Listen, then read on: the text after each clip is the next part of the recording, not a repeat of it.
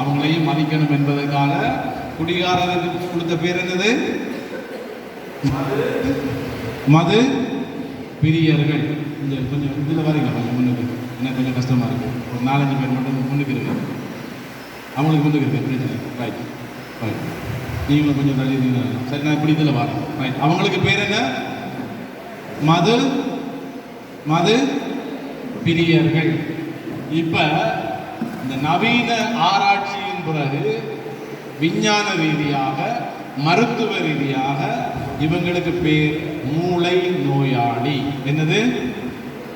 மூளை. அப்ப இது குடிகாரன் என்னன்னு சொல்லணும்? மூளை நோயாளி. ஏன்? எனக்கு பின் பின்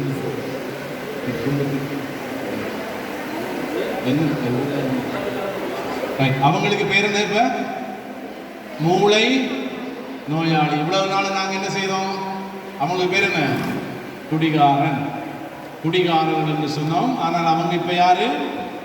மூளை நோயாளி. ஏன் மூளை நோயாளி என்று சொன்னால், இந்த மதுவில் இருக்கக்கூடிய ஆல்கஹால், சரியா, அது மூளையை போய் பாதிக்கிறபடியினால, மூளையில ஒரு பெரிய ஒரு தாக்கத்தை ஏற்படுத்துறபடினால எல்லா நோய்களும் அவர்களுக்கு இருக்குது. குடிக்கிறார்களுக்கு எல்லா விதமான நோய்களும் இருக்கு. மூளை நோய், நரம்பு மண்டலங்கள்ல இருக்கக்கூடிய பிரச்சனைகள்.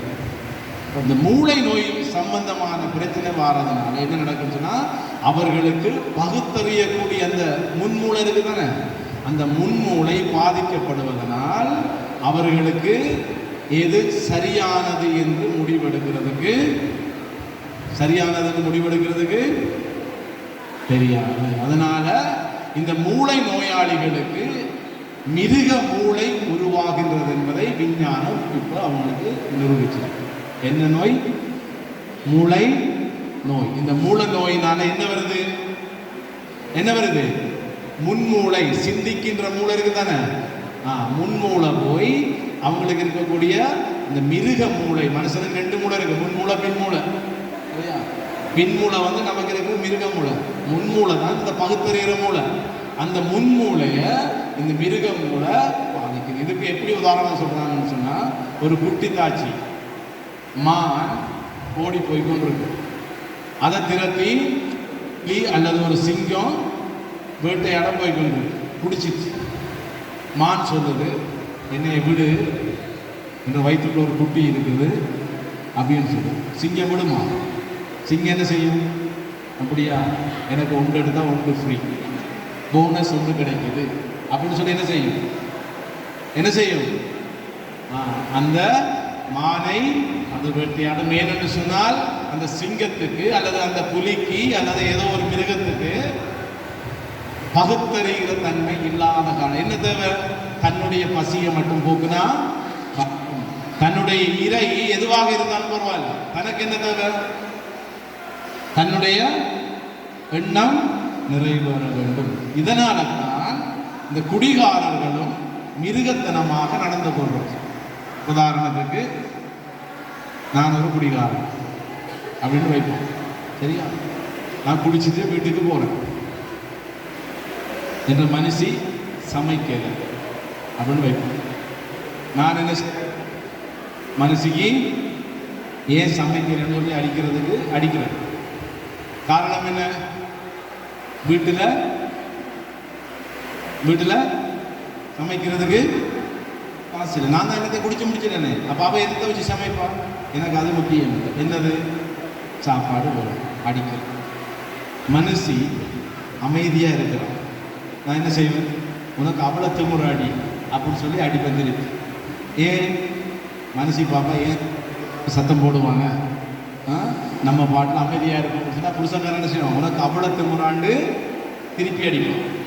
சப்போஸ் மனுஷி அடிச்சோடனே ஐயோ என்னை காப்பாற்றணும்னு சொன்னால், அடி நான் ஒரு கொல்லையாக போட்டேன் விளங்கிட்டான் அப்படின்னு சொல்லிட்டு திருப்பி அடிப்பேன். ஏன் சத்தம் போடுறாங்க?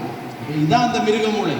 இப்போ குடும்பங்களில் நீங்கள் பாருங்கள் என்றால் நடக்கக்கூடியது, புருஷன்காரன் அடிக்கக்குள்ள மனசி சத்தம் போடாமல் இருந்தாலும் ஏன் உனக்கு அவ்வளோ திமுறாங்க? சத்தம் போட்டாலும் அடிவும், ஏன் நீ ஊரை கூப்பிடுறான்னு சொல்லி அடிவும். இதான் அந்த மிருக மூளை. ஏன்? பகுத்தறியக்கூடிய தன்மை இந்த குடிகாரர்களுக்கு, இந்த மூளை நோயாளிகளுக்கு இல்லாத காரணத்தினால இந்த மூளையில அவங்களுக்கு எது சரி எது பிள்ளை என்று தீர்மானிக்கும். அவங்களுக்கு என்ன வேணும்? புள்ள சாப்பிட்டுதா, புள்ள குடிக்குதா, புள்ள தூங்கிச்சுதா, புள்ள படிக்கிச்சுதா, பிள்ளைக்கு ஏதாவது சாமான் வண்டி கொடுக்கணுமா, வீட்டை கட்டணுமா, அதெல்லாம் இல்லை. அவங்களுக்கு என்ன வேணும்? என்ன வேணும்? 24 மணித்தியாலமும் 365 நாளும் திங்கள் செவ்வாய் புதன் வியாழன் வெள்ளி சனி ஞாயிறு 10ஆம் பிரச்சனைக்கு போயா நாளே முதல் நாளே வெள்ளி வச்சிருக்காங்க. சரியா? அவனுக்கு என்ன ஒரே ஒரு ஆசை? என்னது? வருஷம் 360 24 மணித்தியாலமும் எல்லா மாதமும் எல்லா நாட்களிலும் அவங்களுக்கு தேவையானது என்னது? என்னது? போதை. இதுதான் மூளை நோய். இந்த மூளை நோய் யாருக்கு வரும் என்று சொன்னால், யாருக்கு வரும்? இதற்கு அடிமையானவர்கள். இதுக்கு அடிமையானவர்கள் யார் எவரன்னு இல்லை. நாங்கள் என்ன செய்வோம்? சிலா கடன்னு சொல்லுவாங்க, 1 காசுலேயே நான் குடிக்கிறேன். நம்ம அப்பா மாதிரியே சொல்லியிருக்கலாம், நம்மளோட சொந்தக்காராக சொல்லியிருக்கோம். நாங்கள் கேட்டுருக்கோம், ஏன் குடிக்கிறேன்? 1 காசுலேயே குடிக்கிறேன், உன்னிட்ட வாங்கியா நான் குடிக்கிறேன். என்னது? நான் என்ற படம் குடிக்கிறேன். ஆனால் இந்த மூளை நோய் எல்லாருக்கும் வாரதில்லை. இந்த மூளை நோய் எல்லாருக்கும் வரும். இந்த மூளை நோய் யாருக்கு வரும் என்று சொன்னால், மொடாக்குடியர் அப்படின்னு சொல்லி இருக்கிறாங்க. மொடாக்குடியர் சொல்றதா பேசுறது? முடக்கொண்டு குடிக்கிறது டக்கு டக்கு. இது கண்ணி முடக்கொண்டு குடிக்கணும்னு சொல்றதா? தமிழ் வார்த்தை அது. இங்கே மட்டுமில்லை, இந்தியாவில் வரைக்கும் எல்லா தமிழ் பேசுகிற இடங்கள்லாம் இருக்குது. மொடாக்குடியர் என்னது? மொடாக்குடியர் என்னது? நிறைய குடிக்கிறார்கள். சரியா? நிறைய குடிக்கிறார்கள். அவங்களுக்கு என்னன்னு சொன்னா, நான் ஏற்கனவே சொன்னது போல அந்த மூளையில பதிஞ்சிருக்கக்கூடிய அந்த திக் என்கின்ற அந்த கெமிக்கல் அங்க போய் தங்கி இருக்கிறதால அது குடிக்க குடிக்க குடிக்க குடிக்க குடிக்க என்ன செய்யும்? அது ஸ்ட்ராங் ஆகும். நம்ம என்ன செய்வோம்? தாகம் தான் ஒரு கிளாஸ் தண்ணி குடிச்சா வயிறு நிறையுமா இல்லையா? நிறையுமா இல்லையா? யானைக்கு, எனக்கும் தண்ணி தவிக்குது, யானைக்கும் தண்ணி தவிக்குது. அப்போ யானை வந்து சொல்றது எனக்கு தண்ணி தான் கேட்டால் நீங்கள் என்ன செய்வீங்க? ஒரு கிளாஸ் குடிச்சா காணுமா? இப்போ யானைக்கு என்ன வேணும்? யானைக்கு ஒரு நாளைக்கு 200 லிட்டர் தண்ணி வேணும்.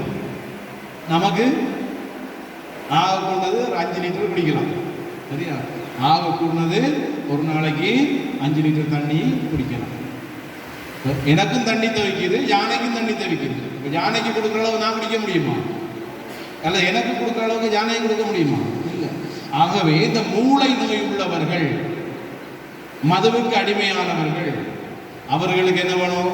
அவங்கள்ட்ட இருக்கக்கூடிய திக்கிட்ட சைஸ் என்னது? என்னது? யானை மாதிரி. யானைக்கு தண்ணி ஊற்றுற மாதிரி தான் அவங்களுக்கு சாராயம் கொடுக்க கொடுக்க கொடுக்க கொடுக்க கொடுக்க தான் அவர்கள் செய்வார்கள். இந்த கை நடுக்கம் நான் வரதுன்னு நினைக்கிறீங்க. அவங்களுக்கு வந்து ஏற்கனவே மூளை நோய் பெருசாக. இது எங்கே கொண்டு விடும் என்று சொன்னால், மரணத்தில் தான் கொண்டு விடும். வாழ்க்கையில் வந்து வருஷத்தில் ஒரு தரம் குடிக்கிறாங்க இருக்கிறாங்க, ஒகேஷனுக்கு. இதை இருந்துட்டு ஒருக்கா குடிக்கிறவர்கள் இருக்கிறாங்க. சில பேர் இருக்கிறாங்க, கொண்டாட்டத்துக்கு போனால் மட்டும்தான் குடிப்பாங்க. வேறொரு கல்யாணம் கூட செத்த கூடோ எந்த கூட கொண்டாட்டம் விட்டு நடந்தால் மட்டும்தான் குடிப்போம். மற்றபடி அவங்க காசை கொடுத்து செலவழித்து குடிக்க மாட்டாங்க. அப்படியான ஆக்க இருக்கிறாங்க. வருஷத்தில் ஒருக்கா குடிக்கிறாங்க இருக்கிறாங்க. இன்னொரு ஆக்க இருக்கிறாங்க, தனியாக கொண்டாட்டத்தை என்ன வேற இருக்கிறாங்களா? நீ எதை சொன்னாடா அவங்க உண்மைதான், எதை சொன்னா தானே அது எனக்கு ரகசியமாக சொல்லி தெரியா. சிலாக்க இருக்கிறாங்க ஒன்லி ஃபார் கொண்டாட்டம். எப்போ கொண்டாட்டம் நடக்குதோ அப்போ மட்டும் குடிச்சிட்டு சத்தம் காட்டாமல் இருந்துருவாங்க. சிலாக்க இருக்கிறாங்க, என்ன சொல்றது, என்னது, யாரும் சேர்ந்தா மட்டும் குடிக்கிறாங்க. சரியா? நம்ம இப்போ போகிறோம், ரைட், ஓகே, இருந்துருக்கா ரைட், மச்சான் வா, மச்சி வா அப்படின்னு சொல்லும்போது அந்த யாரும் சேர்ந்தா மட்டும் குடிக்கிறாங்க, மற்றபடி குடிக்க மாட்டாங்க. இன்னொரு ஆக்கள் இருக்கிறாங்க, அவங்க தான் மூலாக்கூடிய. நீங்கள் காலையில் கொடுத்தாலும் குடிப்பான், 8 மணிக்கு கொடுத்தாலும் குடிப்பான், 9 மணிக்கு கொடுத்தாலும் குடிப்பான், 9 காலுக்கு கொடுத்தாலும் குடிப்பான், 10 மணிக்கு கொடுத்தாலும் குடிப்பான், 24 மணி நேரம் கொடுத்தாலும் குடிக்கிறாங்க இருக்கிறாங்க. அவங்க தான் மதுவுக்கு அடிமையானவர்களாக இருக்கிறார்கள். இந்த மதுவுக்கு அடிமையானவர்கள் எங்கே ஆரம்பிக்கிறாங்கன்னு சொன்னால், இப்படி வருஷத்தில் இருக்கா குடிக்கிறார்கள், கொண்டாட்டங்களில் குடிக்கிறார்கள், சேர்ந்தா குடிக்கிறார்கள். அப்படியே குடிச்சு குடிச்சு குடிச்சு குடிச்சு குடிச்சு குடிச்சு பழகி பழகி கடைசியில் எங்கே வந்து முடியுது? எங்கே வந்து முடியுது? அதற்கு மிகவும் அடிப்படையாக இருக்கக்கூடிய காலம்தான் உங்களுடைய காலங்களாக இருக்கிறது. சரி, உங்களுடைய காலங்களாக இருக்கிறது. இளம காலத்தில் தான் இதனுடைய என்ன சொல்றது பாவனை தன்மைகள் அதிகரிக்கக்கூடிய ஒரு வயதாக இருக்கிறபடினா இளையோர்களாகிய நீங்கள் விழிப்படைய வேண்டும். இந்த மது, இந்த போதை வசு சம்பந்தமான காரியங்களிலிருந்து நீங்கள் உங்களையும் உங்களுடைய உடல் நலத்தையும் உங்களுடைய குடும்பத்தையும் உங்களுடைய எதிர்காலத்தையும் நீங்கள் பாதுகாக்கக்கூடிய ஒரு சூழ்நிலையை நீங்கள் உருவாக்குறது இந்த காலம்தான். இந்த காலத்தில் நாங்கள் இதுக்கு அடிமையாகிட்டோம்னு சொன்னால் எங்களுடைய எதிர்காலம் மிகவும் கேள்விக்குறியாக இருக்குது.